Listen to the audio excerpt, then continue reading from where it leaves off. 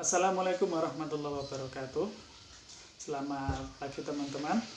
Perkenalkan, nama saya Ulil Albab.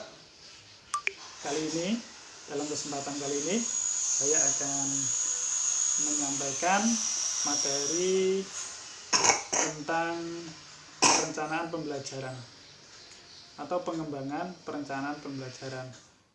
Video ini dibuat dalam rangka pemenuhan tugas diklat berjenjang tingkat lanjut.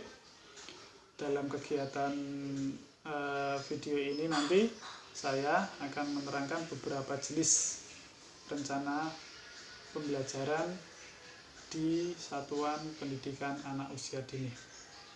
Oke, sebelum saya menyampaikan materi, perkenalkan, saya tadi sudah berkenalan, Ulil Albab namanya. Saya sekarang bekerja di AMUD Indonesia, kebetulan menjadi fasilitator AMUD Indonesia. Oke teman-teman, berbicara tentang perencanaan pembelajaran, kita semua sebagai pendidik anak usia dini tentunya sudah familiar atau sudah sering mendengar tentang perencanaan pembelajaran. Nah, perencanaan pembelajaran itu ada 3, dimulai dari PROSEM atau program semester. Yang kedua itu RPPM. Yang ketiga adalah RPPH. Nah, ini menjadi makanan sehari-hari untuk pendidik anak usia dini, ya. Jadi setiap hari guru pasti bergulat atau sering membuat yang namanya RPPM, RPPH, dan juga program semester. Oke teman-teman, itu. Jadi rencana pembelajaran itu adalah ada 3 program semester, dimulai dari program semester dulu, terus turun menjadi RPPM, turun lagi menjadi RPPH. Nah, selanjutnya langkah-langkah dalam penyusunan program semester yang perlu diperhatikan adalah yang pertama harus ada identitas, menuliskan identitas program. Nah, ditulis di bagian atas identitasnya, lembaganya apa, semester berapa. Jadi identitas itu harus jelas, ada nama lembaga, ada semester berapa, ada tahunnya. Yang kedua, dalam penulisan atau penyusunan program semester adalah menetapkan KD setiap tema. Itu ya. Jadi menetapkan KD setiap tema. Nah, KD ini harus diambil semua atau ditulis semua di program semester. Tuh. Setelah menetapkan KD di setiap tema, maka teman-teman harus memilih tema dan subtema dalam satu semester. Dalam satu semester itu mau mengambil berapa tema. Gitu ya, bebas. Jadi tentukan semester 1 mau ambil tema apa saja. Turunkan lagi, ambil atau cari subtemanya. Tuh. Tema, contoh tema binatang. Subtemanya mau ambil binatang apa? Binatang peliharaan seperti kucing, ayam, dan lain sebagainya. Begitu, turunkan lagi subtemanya. Setelah tema dan subtema dalam satu semester sudah ditulis, jangan sampai lupa alokasi waktu setiap tema dan subtema. Karena program semester itu harus ada alokasi waktunya. Yang dibutuhkan dalam satu semester itu berapa jam atau berapa menit. Begitu ya teman-teman. Nah, teman-teman bisa lihat ini yang tampil di layar adalah contoh program semester atau PROSEM. Nah, di situ ada tema. Kalau di sini contohnya adalah sebelum tema di situ di atas ada identitas ya. Identitasnya program semester PAUD Ibunda. terus semester 2, terus tahunnya, ada tahunnya. Terus di situ terlihat ada tema yang diambil adalah tema tanaman, ya. Subtemanya adalah tanaman bunga, tanaman rambutan, kunyit, dan kangkung. Nah, setelah itu ada alokasi waktunya. Di setiap subtema itu, subtema bunga membutuhkan berapa minggu, itu ditulis 1 minggu, rambutan ada 2 minggu, kunyit 1 minggu, dan kangkung 1 minggu. Yang paling ujung itu ada kompetensi dasar atau KD. Nah, KD-nya 6 aspek perkembangan diambil semua, harus ada masuk di situ. Gitu ya teman-teman. Setelah itu jangan lupa harus ada puncak tema. Nah, gitu. Ini format tidak harus seperti ini, bebas. Format tidak baku, teman-teman terserah mau menggunakan tema format seperti ini atau bisa menggunakan format yang lain. Yang penting jangan mengurangi kontennya. Kalau improvisasi atau menambahkan boleh, tapi ini minimal jangan mengurangi ini, gitu ya. Nah, ini selanjutnya teman-teman, prinsip pemilihan tema. Nah, dalam pemilihan tema kita harus memperhatikan prinsip-prinsip sebagai berikut. Yang pertama adalah kedekatan. Jangan sampai kita memilih tema yang itu jauh dari anak. Contohnya seperti apa? Contoh, lembaganya di pedesaan.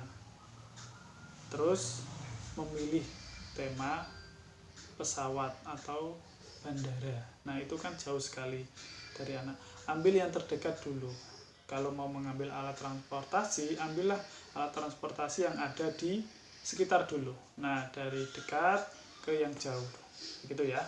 Jangan sampai mengambil tema yang jauh dijangkau oleh anak. Yang kedua adalah kesederhanaan. Nah, kesederhanaan ini penting sekali teman-teman, biar apa? Teman-teman dalam menyampaikan tema, dalam menyampaikan materi, biar mudah diterima oleh anak, gampang diterima oleh anak. Ya, itu yang sederhana. Terus yang ketiga, kemenarikan. Nah, jangan sampai tema yang kita pilih ini tidak menarik buat anak. Kalau tidak menarik, nanti minat belajar anak otomatis akan berkurang, begitu. Selanjutnya, daya dukung. Teman-teman, ketika teman-teman sudah memilih tema, diusahakan ada daya dukung yang memadai, bisa menghadirkan benda nyata, bisa menghadirkan di hadapan anak benda nyata, agar itu real. Jangan sampai mengambil tema yang jauh dan akhirnya teman-teman ketika menerangkan tema itu biar tidak bisa menghadirkan benda nyata. Itu ya, harus ada daya dukungnya. Yang terakhir adalah keinsidentalan. Nah, tema ini bisa diambil, bisa berubah kapan saja. Contoh, ketika teman-teman sudah memilih tema dalam satu semester, ternyata di tengah proses pembelajaran ada insiden atau ada kejadian. Nah, itu bisa diangkat menjadi sebuah tema. Contoh kayak banjir, contoh kayak apalagi tanah longsor, itu musibah itu, angin puting beliung, atau mungkin kegiatan-kegiatan seperti pasar malam atau kegiatan-kegiatan yang sedekah bumi dan lain sebagainya yang sifatnya tidak setiap hari ada, itu bisa diambil, bisa langsung diangkat menjadi sebuah tema. Itu namanya keinsidentalan. Itu ya teman-teman. Jadi prinsip pemilihan tema adalah kedekatan, kesederhanaan, kemenarikan, daya dukung, dan keinsidentalan. Nah, selanjutnya menyusun RPPM yang perlu diperhatikan. Yang pertama, sama penulisan identitas program layanan paling atas, itu minggu keberapa, nama lembaganya apa, gitu ya. Yang kedua, pemilihan KD yang sesuai dengan yang diambil dari prosem. KD-KD yang sudah diambil di prosem itu diturunkan lagi di RPPM. Nanti kita lihat contohnya. Terus selanjutnya memilih materi atau muatan pembelajaran dari KTSP dokumen 1. Nah, dalam RPPM ada muatan materi. Terus menyusun rencana kegiatan main. Nah, ini adalah contoh RPPM. Di paling atas ada identitas, ada semester, ada minggu ke-6, ada tema, ada subtema, ada kelompok usianya juga. Setelah itu di kolomnya ada kompetensi dasar, KD. Ini diambil dari KD yang ada di prosem. Terus materi pembelajaran, nah ini teman-teman, materi pembelajaran seperti ini. Nah, KD itu dibahasakan menjadi materi pembelajaran ciptaan Tuhan. Nah, ini contohnya gerakan untuk mengembangkan motorik halus. Nah, itu diambil dari KD, bahasanya diambil dari KD juga boleh. Terus tentukan juga kegiatan main. Nah, kegiatan main ini selama 1 minggu. Dalam 1 minggu itu kegiatan mainnya apa aja. Nah, kalau di sini contohnya menggambar atau melukis tanaman di sekitar anak. Yang kedua, membuat tanaman atau bunga dari ranting, membuat miniatur kebun, membuat buku tentang bunga. Jadi kegiatan-kegiatan ini itu adalah kegiatan main selama 1 minggu. Kalau mau ditulis langsung harinya juga boleh. Jadi dari hari Senin kegiatannya ada berapa, Selasa ada berapa, apa aja, sampai hari Jumat atau hari Sabtu. Gitu ya teman-teman. Ini adalah contoh RPPM dalam 1 minggu. Oke, selanjutnya RPPH. Apa saja yang perlu diperhatikan dalam penyusunan RPPH? Yang pertama sama, pengisian atau penulisan identitas program, muatan materi atau muatan pembelajaran diambil dari seluruhnya dari RPPM. Jadi muatan materi yang ada di RPPM diturunkan di RPPH. Pemilihan alat dan bahan. Nah, tadi kan di RPPM sudah ditentukan ragam mainnya. Di RPPH kita tulis tuh membutuhkan alat dan bahan apa saja. Tuh. Terus selanjutnya merencanakan kegiatan pembukaan. Nah, ada tahap-tahapnya di dalam RPPH. Jadi setelah anak big circle atau doa bersama masuk di kelas, itu biasanya guru membuka dengan doa, membuka dengan nyanyian, membuka dengan hafalan, membuka dengan apa saja, tuh tergantung kreativitas guru masing-masing. Jadi di RPPH itu dicantumkan kegiatan pembukanya itu apa saja. Selanjutnya setelah kegiatan pembuka, kegiatan inti.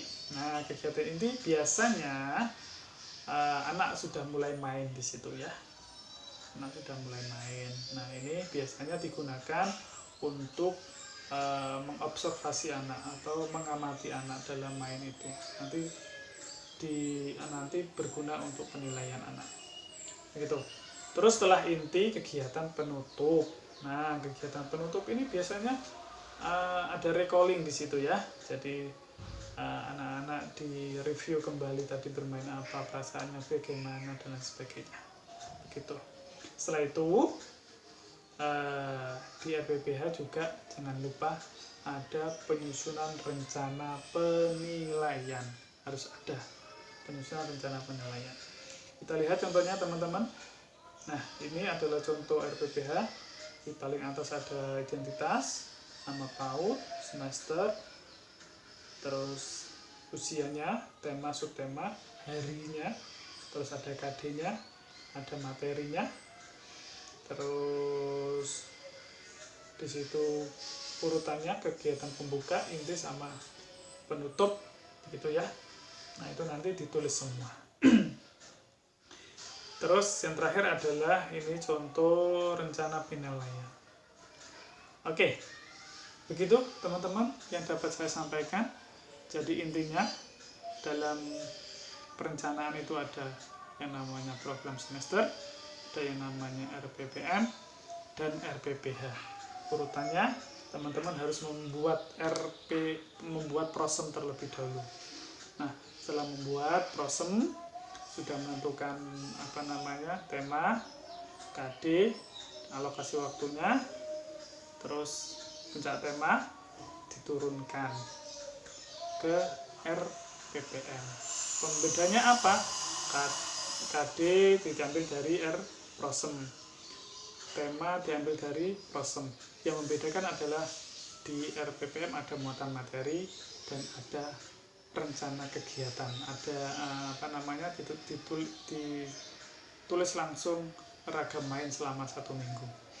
Terus RPPM diturunkan lagi menjadi RPPH. Yang membedakan apa? Kalau di RPPH itu ada stepnya, mulai dari kegiatan pembuka, inti, penutup. Itu ya teman-teman, intinya di situ. Demikian, kurang lebihnya mohon maaf. Assalamualaikum warahmatullahi wabarakatuh.